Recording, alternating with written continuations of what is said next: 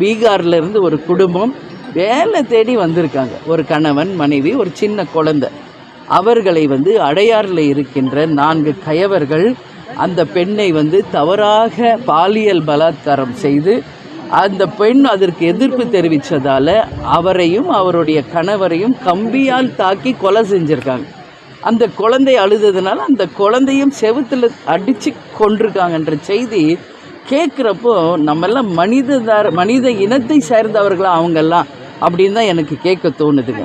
பீகார்லேருந்து எதுக்கு வந்திருக்காங்க தமிழ்நாட்டுக்கு? ஒரு பிழைப்பை தேடி வந்த ஒரு குடும்பம். வந்தாரை வாழ வைக்கும் தமிழ்நாடுன்னு தான் நம்ம தமிழ்நாடு பேர் பெற்று.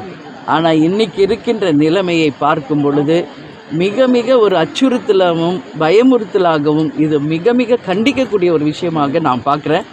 அந்த தவறு செய்தவர்கள் யாராக இருந்தாலும் உச்சபட்ச தண்டனையாக மரண தண்டனையை வழங்க வேண்டும் என்பதை தேமுதிக சார்பாக, கேப்டன் சார்பாக இந்த நேரத்தில் என்னுடைய கருத்துக்களை நான் ஸ்ட்ராங்காக பதிய வைக்கிறேன். தமிழ்நாட்டில் சட்டம் ஒழுங்குடைய சீர்கேடு இல்லை, சட்டம் ஒழுங்கு சீர்கேடு தான். எங்கள் பக்கம் டாஸ்மாக்கு, கஞ்சா, அப்புறம் கள்ளச்சாரம் எல்லாமே இருக்குது. இது நான் தொடர்ந்து எல்லா இடத்துலையும் சொல்லிக்கிட்டு வர்றது தான். நேற்று நடந்த விஷயம் மிக மிக மனித இனத்திற்கே ஒரு அவமானத்தையும் தலைகுனிவையும் ஏற்படுத்துகின்ற ஒரு விஷயமாக நம்ம பார்க்குறோம். உறுதியாக அந்த தண்டனைக்குரியவர்களை தூக்கு தண்டனை போடணும் சொல்லி தேமுதிக சார்பாக நான் வலியுறுத்தி கேட்டுக்கொள்கிறேன். அதே மாதிரி இன்றைக்கி தமிழ்நாடு முழுக்க நடக்கின்ற ஆர்ப்பாட்டங்கள், போராட்டங்கள் அதற்கு முற்றுப்புள்ளி வைக்கணும்.